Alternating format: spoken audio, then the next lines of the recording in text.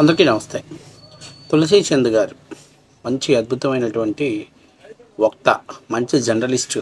అయితే ఈ జర్నలిజాన్ని, ఈ మేధావినంతా కూడా వైఎస్ఆర్సీపీ పార్టీకి దారపోస్తున్నారు. బహుశా జగన్మోహన్ రెడ్డి ఇచ్చేటువంటి కరెన్సీ నోట్ల కట్టకి ఆమె అమ్ముడిపోయి కట్టు బానిస అవుతున్నారు. కొన్ని రోజుల తర్వాత తనలో ఉన్నటువంటి జర్నలిజాన్ని చంపుకొని జగన్మోహన్ రెడ్డి గారికి భజన చేసే విధంగా మారుతుంటారు. నేను అడుగుతుంది ఏంటంటే, ఎక్కడ ఏది సంఘటన జరిగినా అది ప్రభుత్వానికి అన్వయించడం, ప్రభుత్వంలో ఉన్నటువంటి పార్టీని అన్వయించడం, తదనుగుణంగా రాజకీయ లబ్ధి జగన్మోహన్ రెడ్డికి చేకూర్చడం కోసం ఈ తులసి చంద్ గారు విపరీతమైనటువంటి ప్రయత్నం చేస్తున్నారు. ఏ విషయమైనా మిగతా వాళ్ళ విషయాలు జరిగినప్పటికీ కూడా గత 5 ఏళ్లలో అనేకమైనటువంటి సంఘటనలు జరిగినా, దళితుల మీద దాడులు జరిగినా, నడి రోడ్డు మీద దళితులని చెయ్యితులు విరగ్గట్టి వెనక కట్టేసినా, దళిత నోట్లలో ఉచ్చబోసిన, శిరోమండనాలు జరిపినా, మన అక్క నోరు మెదపలా, మన అక్క మాట్లాడలా. మన అక్క కనీసం ఏంటి జగన్మోహన్ రెడ్డి గారు, దళితులు మా మేనమామలంటూ ఓట్లు వేయించుకున్నావు, మమ్మల్ని మోసం చేశావు, నడి రోడ్డు మీద ఒక దళితుడిని, రోడ్డు మీద ఒక డాక్టర్ వృత్తి చేసుకున్న దళితుడిని చేతులు వెనక్కి విరగదీసి కట్టేసి ఏంటిది, అతను ఏమన్నా ఒక ఆల్ఖైదా ఉగ్రవాద, ఏం చేశాడని ఎప్పుడన్నా మన తులసి చంద్ గారు మాట్లాడారా, ప్రశ్నించారా, కనీసం దాని గురించి వీడియో చేశారా?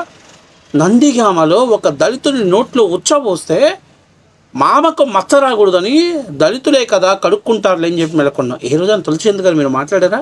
జర్నలిజం చేశారా? సిగ్గనిపించలేదా మీకు? మానవతా విలువల్ని మంట కలిపితే మీకు సిగ్గనిపించలేదు. కనీసం మీరు నోరు తెరిచి మాట్లాడలేకపోయారు. మాస్క్ పెట్టుకోలేదని చీరాల్లో కిరణ్ అనేటువంటి వ్యక్తిని, అతన్ని పోలీసులు అత్యంత అమానుషంగా కొట్టి చంపితే కనీసం వాళ్ళకు న్యాయం చేయాలనేటువంటి ఆలోచన కూడా, కనీసం తన మీద మాట్లాడాలనేటువంటి సంఘటన, అనేకమైనటువంటి సంఘటనలు జరిగాయి. వైసీపీ ప్రభుత్వంలో ఒక డిప్యూటీ సీఎంనే రా కూర్చోరా అని ఒక మంత్రి మాట్లాడితే మాత్రం అబ్బే మనకేం కనిపించదు, మన కళ్ళు లేవు, వినిపించదు.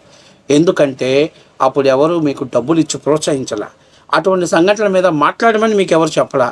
కానీ ఇప్పుడు జగన్మోహన్ రెడ్డి కరెన్సీ నోట్ల దెబ్బకి మీ కళ్ళు తెలుసుకొని సొసైటీలో ఏం జరిగినా దానికి అనువాయించేటువంటి ప్రయత్నం చేస్తున్నారు.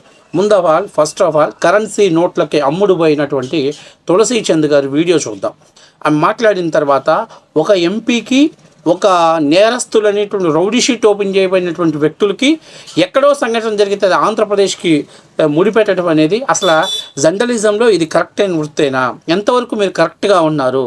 ఇలా మీరు స్పందించేటప్పుడు మరి గత 5 ఏళ్లలో జగన్మోహన్ రెడ్డి ప్రభుత్వంలో అనేకమైనటువంటి సంఘటనలో మరి ఎందుకు మీరు గళం విప్పి మాట్లాడలేదు అనేది నుంచి మనం తెలుసుకునే ముందు ఒకసారి మన అక్క మొన్న పుట్టా మహేష్ యాదవ్ గారు జరిగినటువంటి వీడియో గురించి ఒకసారి మనం ఏం మాట్లాడుతున్నారో ఆమె వీడియో చూసిన తర్వాత దాని మీద మనం స్పందిద్దాం. సో మీకు తెనాలి ఇన్సిడెంట్ ఉంది కదా, దాన్ని ఈ ఇన్సిడెంట్తో పోల్చి చాలా మంది చూస్తున్నారు. తెనాలిలో 3 దళిత యువకుల్ని ఒక కేసులో పట్టుకొని వాళ్ళు డ్రగ్స్ సప్లై చేసేవాళ్ళు అని చెప్పి నడి రోడ్డు మీద కూర్చోబెట్టి పోలీసులు వాళ్ళ కాళ్ళ మీదకి ఎక్కి చాలా ఘోరంగా కొట్టారు. బలహీనులైన సాధారణ యువకులు ఎవరైనా తప్పు చేస్తే దానికి శిక్ష నడి రోడ్డు మీద కూర్చోబెట్టి పోలీసులు మక్కలు ఇరగొట్టడం.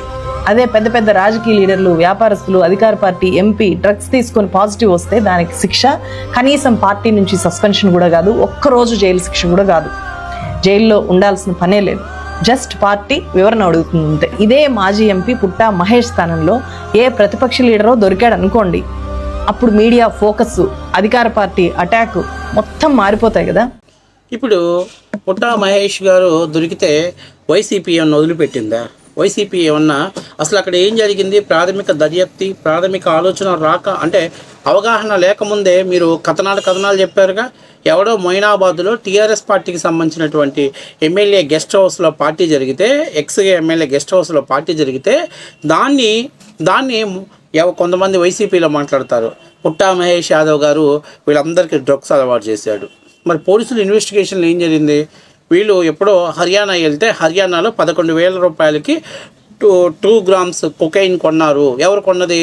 ఎవరైతే అందులో పార్టీ అరేంజ్ చేశాడో అతను రోహిత్ రెడ్డి అనేటువంటి వ్యక్తి, మరి ఎవరో పైలట్ రోహిత్ రెడ్డి ఎవరో కొన్నారు అంతే. అంటే ఈ పుట్టా మహేష్ ఎక్కడ డ్రగ్స్ కొన్నట్టు కానీ, డ్రగ్స్ వాళ్ళకి పార్టీ ఇస్తున్నట్టు కానీ ఎక్కడా కూడా ఎఫ్ఐఆర్లో నమోదు చేయలేదు. పార్టీకి అటెండ్ అయ్యాడు. అట్లాగని నేను తీసుకున్నాడా తీసుకోలేదని నేను చెప్పట్లా. పార్టీకి అటెండ్ అయ్యాడు. ఇన్వైట్ చేసింది ఎవరు? TRS party MLA. కానీ మీరు అసలు టీఆర్ఎస్ పార్టీకి సంబంధించిన రోహిత్ రెడ్డి కావచ్చు, అర్జున్ రెడ్డి కావచ్చు, వీళ్ళందరినీ, కార్తిక్ రెడ్డి కావచ్చు, వీళ్ళందరినీ పక్కన పెట్టేసి, కౌశిక్ రెడ్డి అనుకుంటా, వీళ్ళందరినీ పక్కన పెట్టి ఒక్క పుట్టా మహేష్ యాదవ్ అంటే పార్టీకి ఇన్వైట్ చేస్తే వెళ్ళినటువంటి పుట్టా మహేష్ యాదవ్ని ఎందుకు పట్టుకుంటున్నారు? ఏమి ఈ రెడ్లను పట్టుకోకూడదా? ఈ రెడ్లను పట్టుకుంటే బీఆర్ఎస్ పార్టీ వీక్ అయిపోయింది కదా. అందుకని అక్కడ బీఆర్ఎస్ పార్టీ కాదు వీళ్ళకి కావాల్సింది. ఇక్కడ కావాల్సింది మహేష్ రెడ్డి గారు, పుట్టా మహేష్ యాదవ్. బహుశా రెడ్డి అయి ఉంటే మన వైసీపీ వాళ్ళు కూడా పెద్ద పట్టించుకునేవాళ్ళు కాదు. ఇక్కడ చాలా కీలకమైన పాట మన తులసి చంద్ గారు మాట్లాడారు. ఎవరైతే మీరు తెనాలి సంఘటన మాట్లాడారో వాళ్ళ బలహీనుడా నడి రోడ్డు మీద సిమెంట్ దిమ్మలతో తలకాయలు బాగా కొట్టిన వాళ్ళు, ఇనప రాడ్లతోటి సామాన్య ప్రజల మీద దాడి చేసిన వాళ్ళు, రౌడీ షీటర్లు, సెటిల్మెంట్లు, గంజాయి బ్యాచ్ ఉన్న వాళ్ళు సామాన్యమైనటువంటి వ్యక్తులు, బలహీనుడు. నీకు ఇక్కడ గంజాయి తీసుకున్నారని కొట్టలేదు. వాళ్ళు విచ్చలవిడిగా చెలరేగిపోయి సామాన్య ప్రజలకు ఇబ్బంది పెడుతున్నారు. అండర్లైన్ చేసుకుని తులసి చంద్ గారు, మీరు జర్నలిజం చేయండి. లేదు, వాళ్ళు ఎటువంటి తప్పు చేయలేదు. గంజాయి తీసుకున్నందుకే ఈరోజు ప్రభుత్వం నడి రోడ్డు మీద వాళ్ళు కొట్టింది అంటే రండి, మీరు చర్చకు సిద్ధమైతే నేను ఓపెన్ సవాల్ చేస్తున్నారండి. జర్నలిజాన్ని అమ్ముకోకండి. జర్నలిజాన్ని జగన్మోహన్ రెడ్డి గారి కోసం తాకట్టు పెట్టకండి. మీకు ఛాలెంజ్ చేస్తున్నా, దమ్ము ధైర్యం ఉంటే మళ్ళీ తెనాలిలోకి వెళ్దాం. ఎవరైతే ఈరోజు మీరు అమాయకులు, బలహీనులు అంటున్నారో వాళ్ళు ఎంతటి క్రూరులో, ఎంతటి దౌర్జన్యకాండం చేస్తున్నారో, ఎంత హింసాకాండం చేస్తున్నారో, గత 5 ఏళ్లలో వైసీపీ జెండాను పట్టుకొని, అధికారాన్ని అడ్డం పెట్టుకొని సామాన్య ప్రజల మీద దాడి చేశారో తేల్చుకోవటానికి మీరు రెడీగా ఉంటే, మీరు సిద్ధంగా ఉంటే డే టు టైం మీరు చెప్పండి, నేను కూడా వస్తాను. నా దగ్గర కెమెరా ఉంది, ఇద్దరం వెళ్ళి పబ్లిక్ టాక్లు తేల్చుకుందాం. ఊరికే మాట్లాడకండి. బలహీనులు, అమాయకులు అని చెప్పకండి. వాళ్ళు గాంజా కొట్టినందుకు నడిపించలా, సామాన్య ప్రజల్ని ఇబ్బంది పెడుతున్నందుకు, సామాన్య ప్రజల మీద దాడి చేస్తున్నందుకు, రౌడీ షీటర్ల లెక్కన చెలరేగిపోతున్నందుకు, అందుకు వాళ్ళకి పనిష్ చేశారు. నేను ఈరోజు అడుగుతున్నా, అది ఎక్కడ జరిగింది? ఆంధ్రప్రదేశ్ తెనాలిలో.